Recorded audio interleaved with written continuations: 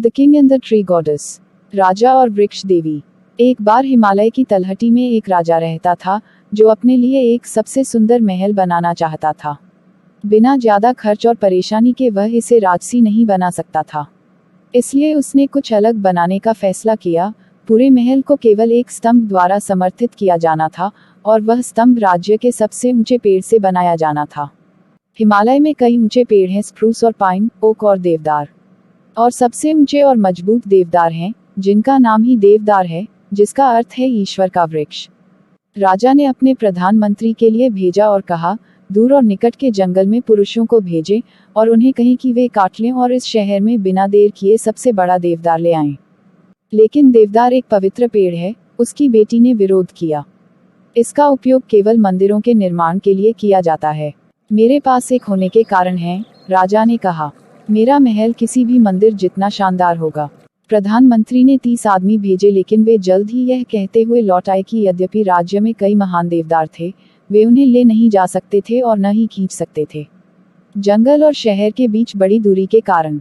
यह सुनकर राजा ने अपने पुत्र को बुलाकर कहा, अपने सवारों को ले और अपने घोड़ों की सहायता से इनमें से एक वृक्ष मेरे पास ले आ।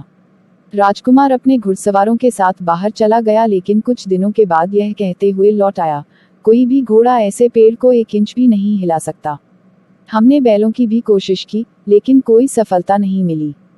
ठीक है, फिर हाथियों की कोशिश करो, राजा ने कहा। हाथियों को मैदानों से लाया गया था, लेकिन पहाड़ियां उनके लिए बहुत खड़ी थीं और रास्ते बहुत संकरे थे, इसलिए उन्हें मैदानों में लौटना पड़ा। बहुत अच्छा, राजा ने गुस्से में कहा। मेरे एक पाक में आपको मेरे लिए एक जंगल जितना बड़ा पेड़ मिल जाना चाहिए। इसे 7 दिनों के भीतर मेरे पास ले आओ। बहुत खोजबीन के बाद राजा के आदमियों को शहर के पास ही एक शानदार देवदार का पेड़ मिला। इसके आसपास के कई गांवों के लोग इसकी पूजा करते थे, क्योंकि इसके भीतर एक देवी रहती थी और उन्होंने ही इस पेड़ को अपनी महान शक्ति, आकार और सुंदरता प्रदान की थी। जब प्रधानमंत्री और उनके लोगों ने फैसला किया कि राजा के महल के लिए स्तंभ इस ऊंचे देवदार के पेड़ से बनाया जाना चाहिए, तो वे देवी के अंदर अपना सम्मान देने के लिए माला, दीपक और संगीत के साथ आए और उनसे अनुरोध किया कि वह चले जाएं उसका निवास। 7 दिनों के भीतर इसे जमीन पर काटना पड़ा। उन्होंने अपने दीपक जलाए और उन्हें पेड़ के चारों ओर एक घेरे में रख दिया। उन्होंने अपनी मालाएं शाखाओं पर लटका दी और पत्तों के बीच नाकबंद बांध दिए। फिर हाथ जोड़कर कोई नाचता तो कोई गीत गाता। वृक्ष देवता ने सुना और समझा कि क्या होने वाला था। वह कुछ क्षणों के लिए आराम की हवा के रूप में शांत रही और उसकी सारी पत्तियां फुसफुसाईं और सबसे ऊपर की शाखा झुक गई। पुरुष संतुष्ट होकर चले गए कि उसने सुना और समझा था। उस रात, जब राजा सो रहा था, चमकदार हरी पत्तियों में लिपटी एक शानदार आकृति उसे दिखाई दी और शरद ऋतु के पत्तों की सरसराहट जैसी आवाज में बोली, मैं देवदार के पेड़ की देवी हूँ, महान राजा। आपके आदमियों ने मुझे बताया है कि आप मुझे काटने का इरादा रखते हैं। मैं आपसे अपना मन बदलने के लिए भीख मांगने आया हूँ। नहीं, मेरा मन बना है, राजा ने स्वप्न में उत्तर दिया। मेरे पाक में तुम्हारा ही एकमात्र पेड़ है जो अपने आप में एक महल को सहारा देने के लिए काफी मजबूत है, और इसलिए मेरे पास यह होना चाहिए। लेकिन विचार करें, हे राजा, सैकड़ों वर्षों से आपके राज्य के सभी गांवों के लोगों द्वारा मेरी पूजा की जाती है और मेरे पास से कुछ भी अच्छा नहीं निकला है। पक्षी मुझ में घोंसला बनाते हैं, पुरुष मेरी छाया में आराम करते हैं और वन्य प्राणी मेरे चारों ओर क्रीड़ा करते हैं। मैं पृथ्वी को अपनी मजबूत जड़ों से बांधता हूँ। बच्चे मेरे चरणों में खेलते हैं और खेतों से लौटती हुई स्त्रियां मेरी शीतलता में शरण लेती हैं। राजा ने कहा, सब कुछ सही है, अच्छा वृक्ष देवी, लेकिन फिर भी मैं तुम्हें नहीं छोड़ सकता।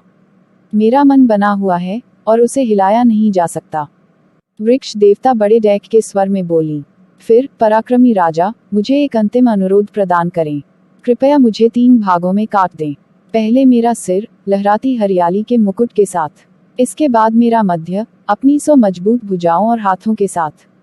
अंत में मेरा आधार, जो धारण करता है उस पर मेरे अंगों में सबसे भारी और गांठदार। यह एक अजीब अनुरोध है, राजा ने कहा। मैंने पहले कभी किसी ऐसे व्यक्ति के बारे में नहीं सुना जो 3 बार मौत का दौरा झेलना चाहता हो। क्यों न इसे एक बार झेला जाए और इसके साथ काम किया जाए। कारण स्पष्ट है, वृक्ष देवी ने कहा। दर्जनों नए देवदार के पेड़ मुझसे उगाए हैं। यदि आप मुझे एक शक्तिशाली स्ट्रोक से काटते हैं, तो मेरा वजन निश्चित रूप से मेरे सभी बच्चों को कुचल कर मार देगा। लेकिन अगर मुझे 3 बार स्ट्रोक हुआ और 3 टुकड़े हो गए तो कुछ युवा लोग बच सकते हैं। क्या मेरी प्रार्थना कबूल हुई? वास्तव में यह है, चकित राजा ने कहा, जैसे वृक्ष देवता उसकी दृष्टि से ओझल हो गई। अगली सुबह राजा ने अपने बच्चों और अपने मंत्रियों और अपने वनवासियों को अपने पास बुलाया और उन्हें बताया कि उसने अपना विचार बदल दिया है और नए महल का स्तंभ लकड़ी का नहीं बल्कि पत्थर का बनाया जाना चाहिए। के लिए उन्होंने कहा, देवदार के पेड़ के भीतर मेरे अपने से भी महान आत्मा रहती है। और उसने उनसे अपने दर्शन का वर्णन किया और वे सब अचंभा करने लगे। और राजा ने पत्थर के एक बड़े स्तंभ पर अपना महल बनाया और उसके आधार के चारों ओर उसने एक सुंदर पार्क बनाया और शहर और आसपास के गांवों के बच्चे घास पर बैठने और कई सुंदर फूलों और पेड़ों का आनंद लेने के लिए बगीचे में आ गए, जो चारों तरफ लगाया गया था। राजा का उदाहरण लेकर फिर किसी ने लकड़ी के घर नहीं बनाए। घर पत्थर के बने थे और बड़े देवदार जंगलों में स्वतंत्र रूप से फैलने में सक्षम थे। Thank you folded hands.